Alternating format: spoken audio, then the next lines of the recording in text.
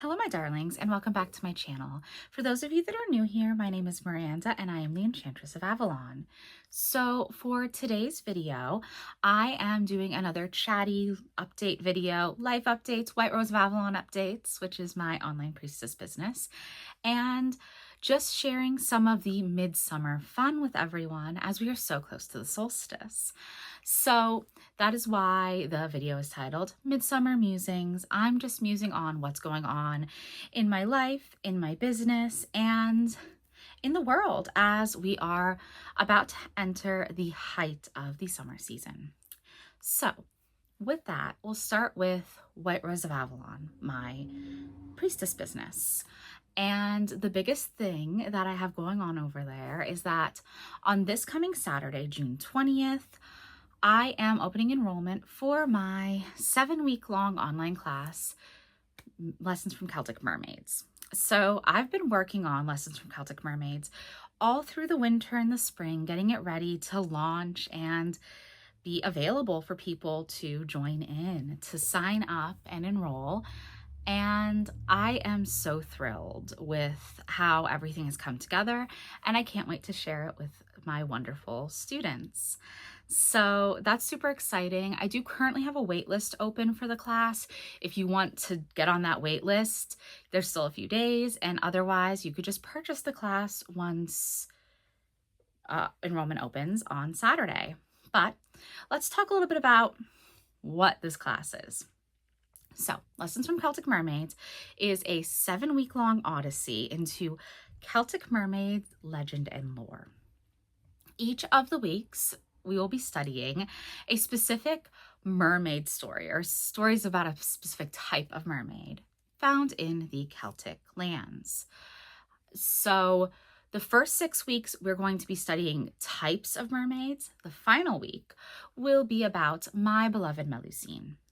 As a priestess of Melusine, that's really special to me to have her included because in folklore, she's sometimes even referred to as the first mermaid. So can't do a Celtic mermaid class and not include Melusine. So I thought having her be the final piece of that puzzle for the final week would be wonderful.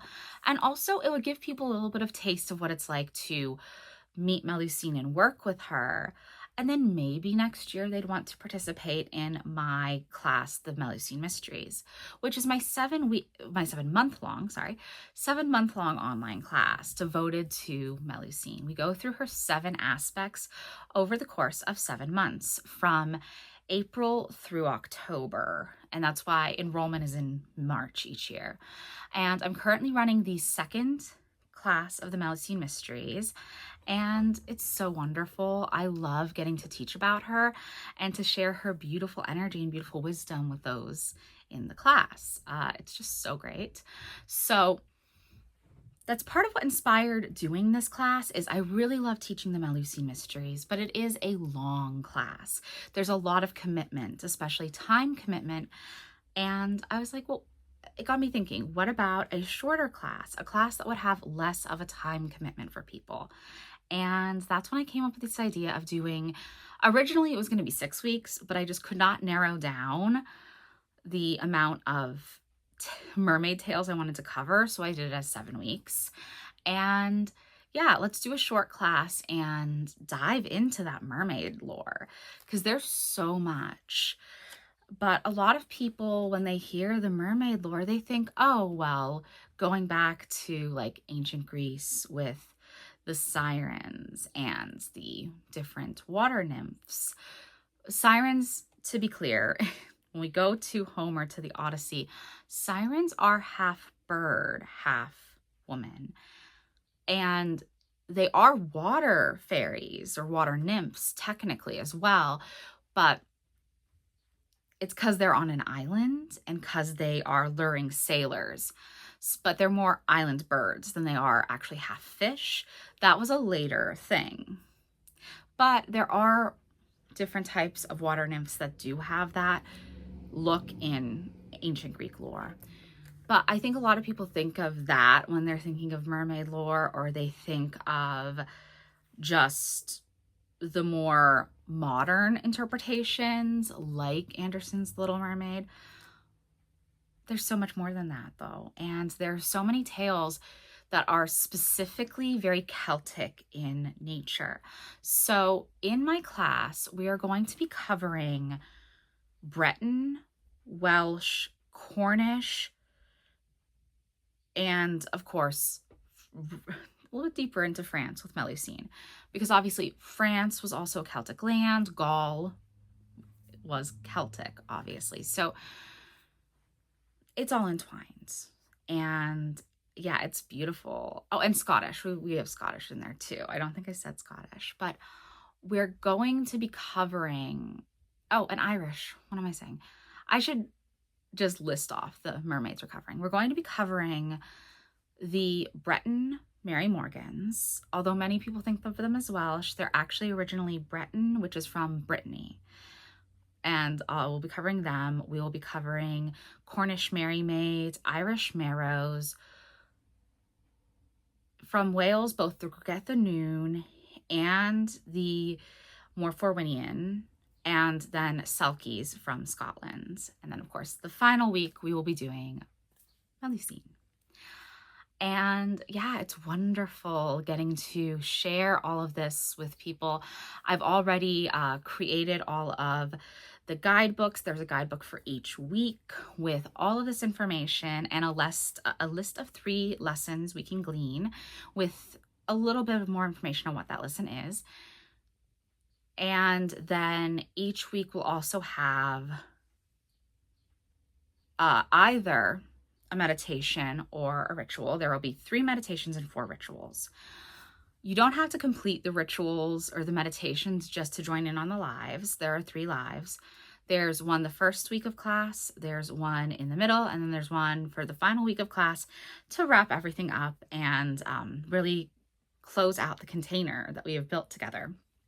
And during the lives, we'll get to openly discuss opinions, what other lessons can be learned from these tales, because I picked 3 top lessons that can be learned from each of these different mermaids tales, but there's so much more in there. And I wanted things that could be topics for discussion in the lives. So we'll dig a little deeper. And of course, we'll do vision journeys and meditations during the lives. I always end my live classes with meditations. And it's just going to be wonderful. I am so thrilled to be able to finally bring this to fruition and have that available for everyone. Although I spent winter and early spring actually crafting all of this and getting everything together, all the materials ready, I came up with this idea a year ago. Last year, as it was the height of summer, I was thinking, you know what? I'd love to do a summertime mermaid class for people that isn't as involved as the Melusine Mysteries. The Melusine Mysteries is 7 months long, and there's so much in there because we're deepening into the archetypes associated with each of her 7 aspects. We are meeting her 7 aspects, doing rituals, meditations, journaling, and really getting to know that aspect of Melusine, building a relationship with Melusine, but also my students are getting to know themselves better, getting to know how they interact with this aspect and the archetype attached to this aspect. And yeah, there's a lot of shadow work going on in that realm. So yeah, it's a lot. My class has a lot when it comes to the Melusine Mysteries. It's such a long class. So what would be something that I could do that was a little bit less involved, but still deeply rooted in communion with the mermaids? And that's where Lessons from Celtic Mermaids was originally born. I didn't know exactly what I was going to do with it. I just knew mermaid class. I have to do a mermaid class. That's shorter. That's like a month and a half. It's a little over a month and a half, but that's fine. That would allow me to share this information, my love for the mermaids, my relationship with them, and help others build a relationship as well. And yeah, I'm just so happy to finally be able to share it. So Again, if you are interested in this, if this sounds like something you want to participate in, please do email me. The email is in the description box below, and you can say, hey, I want to be added to the wait list. And from there, I will email you. Everyone who's on the wait list will get an email on Saturday morning saying, hey, here's the link if you want to purchase, and instructions following there. And then when you purchase it, you will get the introductory materials, which is your introductory guidebook, the introduction guidebook, and your reading list. Because I also have a suggested reading list for further studies into these mermaids. Because I always want to suggest that my students seek out other materials beyond what I'm providing for them of, hey, this is something that might further your studies. It might go into a realm that we're not necessarily focusing on, but it will be beneficial for you. So yes, please email me if you're interested. Now on to the next topic at hand. And I think the next topic I want to discuss is that on my Patreon, Avalonian Rose Fairy Mysteries, Patreon's always linked down in the description box below as well, I am currently running the final month of my Practical Magic book club. And we are, of course, reading the Book of Magic, the final book in the Practical Magic series.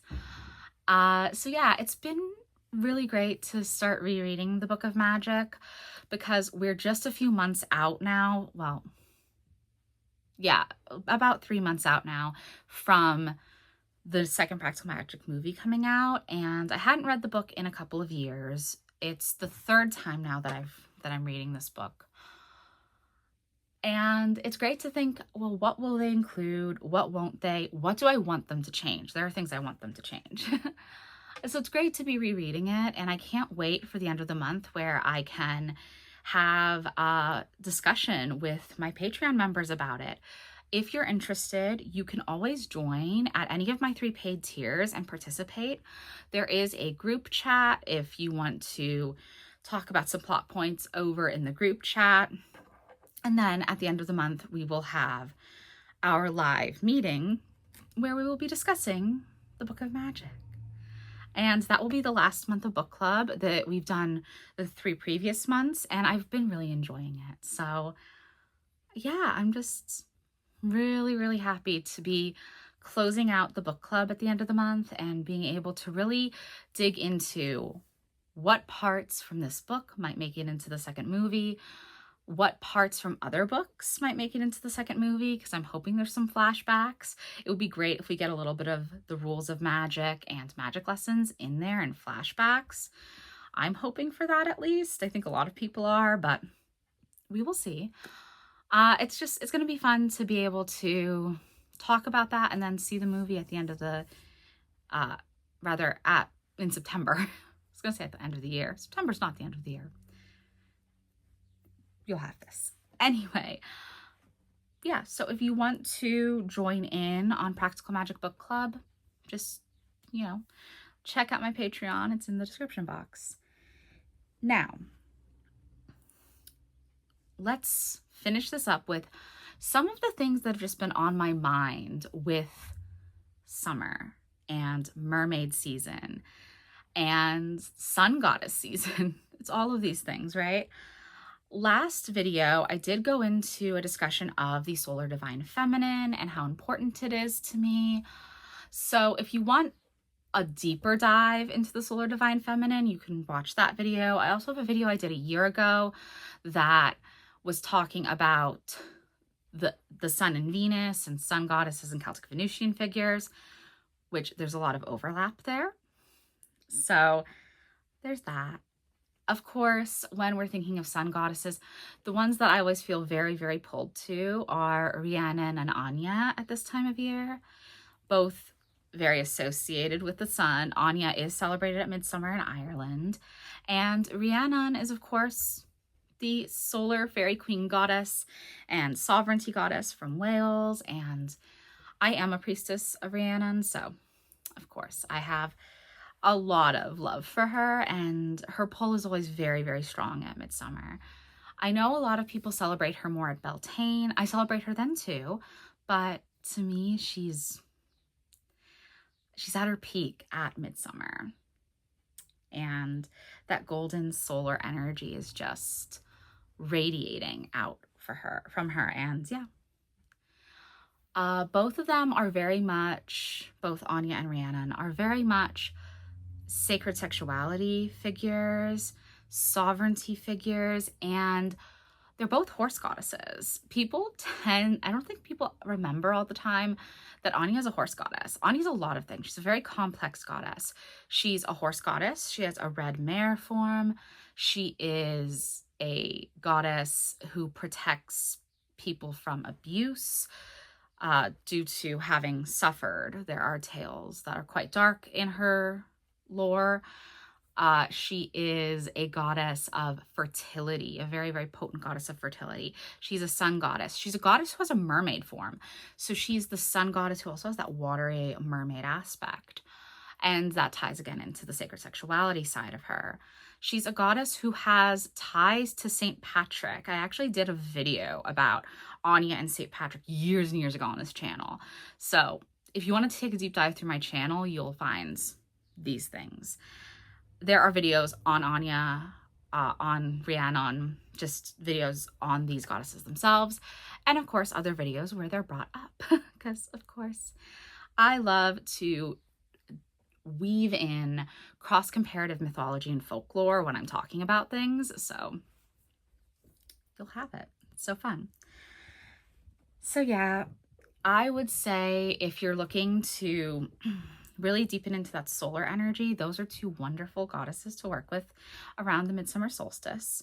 And actually, I will be posting, it'll be this Friday on Patreon. There is going to be a ritual that my patrons will get for Anya and Midsummer. So it's a Midsummer ritual to Anya, but it can be adapted for any solar goddess or fairy queen you would prefer to honor.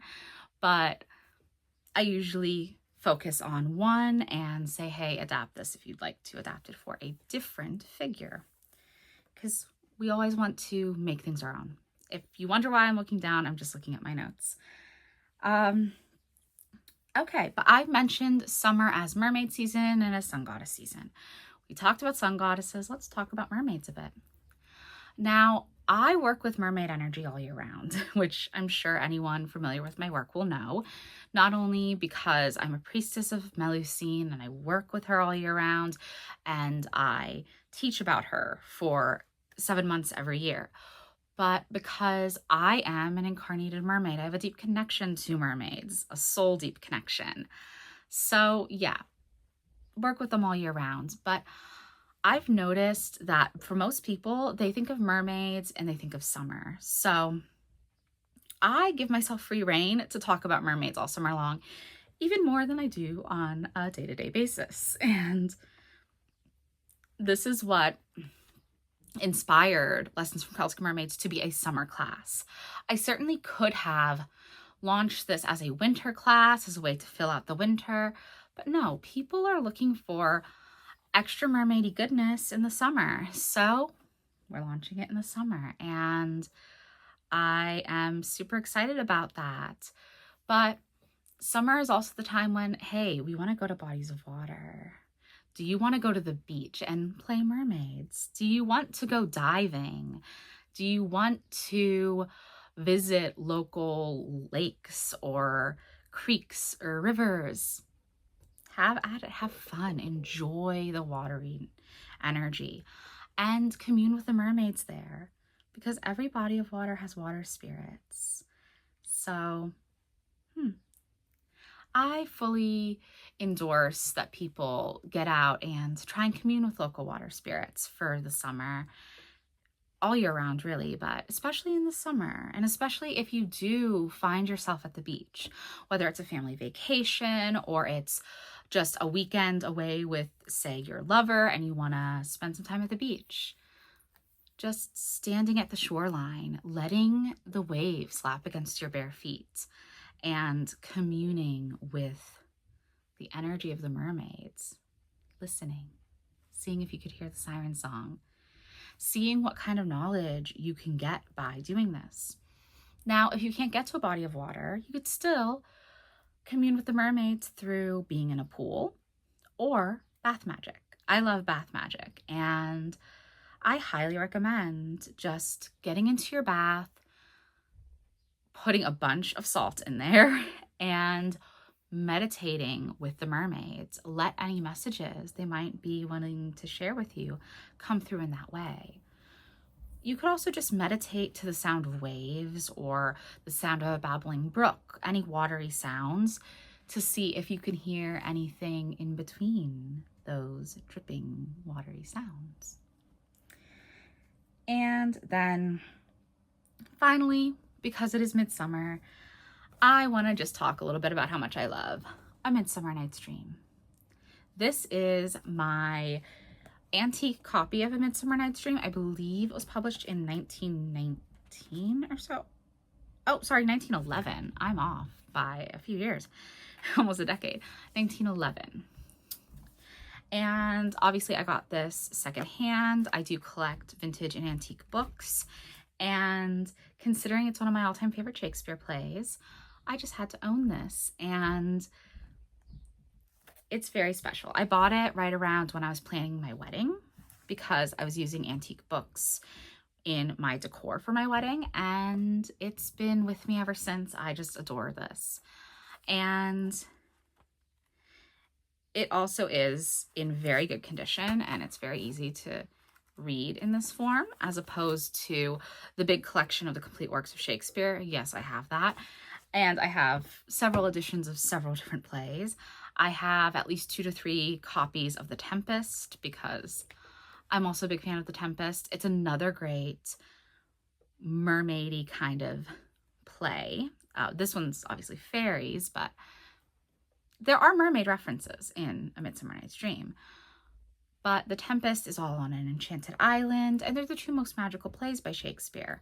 Plus, I'm going to always have a little bit of a soft spot for The Tempest. Even before I ever read The Tempest, I had a soft spot for it because I knew that my name is derived from that play. The name Miranda originated with Shakespeare's heroine in The Tempest. He literally invented the name. He took a Latin word, cut off the end, put an A, Mirandus became Miranda, and there we go. Of course, my name is spelled differently. Mine is with an M-A instead of an M-I because my mother had to be different, and she liked the flow of having the 3 A's. And I like that too, to be honest, but still, the origin of my name remains. And so I have a lot of love for The Tempest, absolutely. But Midsummer Night's Dream has probably been one of my favorite Shakespeare plays since I was a really little girl because it's a play with all the fairies. And we have a lot of romance in this play. It is such a fun play. We have the classic story of Oberon and Titania, the king and queen of the fairies, fighting over a little human boy that she has taken into her care. And so Oberon gets his servant Puck, who's a hobgoblin and chaos incarnate. We love Puck. To distract Titania by getting her to fall in love with someone so that she's distracted so that Oberon could do what Oberon wants. And Puck's like, okay, sure, I'll do this. But he ups the ante by enchanting the man that he decides she's going to fall in love with the head of an ass, a donkey's head, right? And then, having him there while he puts the juice of this flower on her eyelids so that she falls madly in love with him. And then you have all of this stuff where they're being very romantic, and it's hilarious because he has the head of an ass. It's very weird. And then when all is said and done, eventually Titania wakes from this and she says to Oberon, I dreamt I loved an ass. She's so confused. And I feel very bad for Titania. Don't get me wrong. I'm laughing because it's a funny situation, but I feel very bad for her because, your husband is fucking with you in quite an interesting way. Quite a rude way, honestly. But it's a very entertaining, very funny play. And it's all the more funny when we look to the human characters, because Puck, again, he is chaos. He is mischief incarnate. He is like, oh, well, no, I'm not just gonna do this to Titania. I'm also going to mess with these two couples that are in the woods. One couple has come to the woods because they're running away to be together. The other couple are in the woods because the man is hung up on the woman of the couple who's running away. He wants to try and get her for himself, and her father wants them to get married, so he thinks he has rights. That's a whole thing. And the woman had followed him in because she had a thing for him. So you have two couples and really complex relationship dynamics already going on, but Puck decides to make people fall in love with each other who aren't actually in love, just to see what's going to happen as all of this confusion transpires. And again, it is very funny. It is a comedy of errors. It is a sex comedy. Yes, Shakespeare writes sex comedies. I know people think of Shakespeare as being very proper and very buttoned up, but in its time, these plays were not considered to be very proper. They were considered to be a bit scandalous. There is so much blood, sex, violence, and insanity in Shakespeare plays that modern people tend to forget. Modern people tend to not want to acknowledge that, oh, a Shakespeare play could be very risque. And Shakespeare's plays also had a lot of moral dilemmas happening. We have interracial couples appearing in Shakespeare plays. We have histories that are talking about the fate of the world and really big hot button issues, examining it through a historical lens, and also providing propaganda, or what is thought to be propaganda. Looking at Richard III, for example, in that play, Richard III is described as being deformed and this very evil figure. And Ricardians, the Richard III Society, for many centuries, argued against this, right? They were like, no, this is just this horrible, or I don't know if it's, let me back up.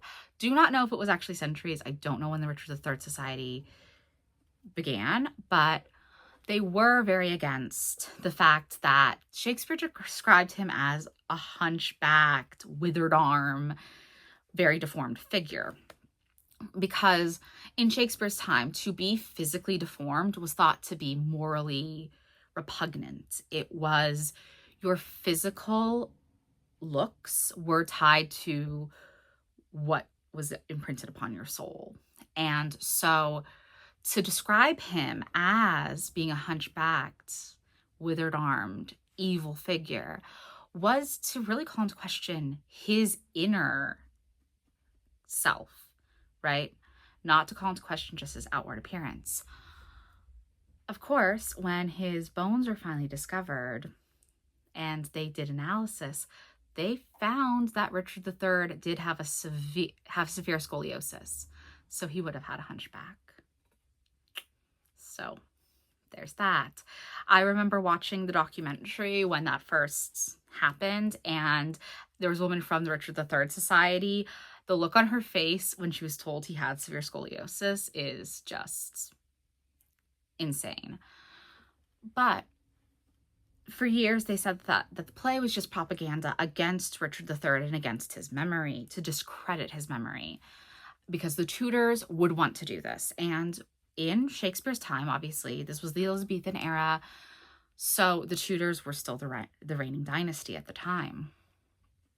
However, whether it's propaganda or not, there are some irrevocable truths that are present with how Richard III is portrayed by Shakespeare. One of them being, yeah, he was right that he had a hunchback. Others being, yeah, we're saying he may have done these really, really terrible things, including, of course, killing his own nephews. But the question is, like, who else would have? If not Richard III, who else would have?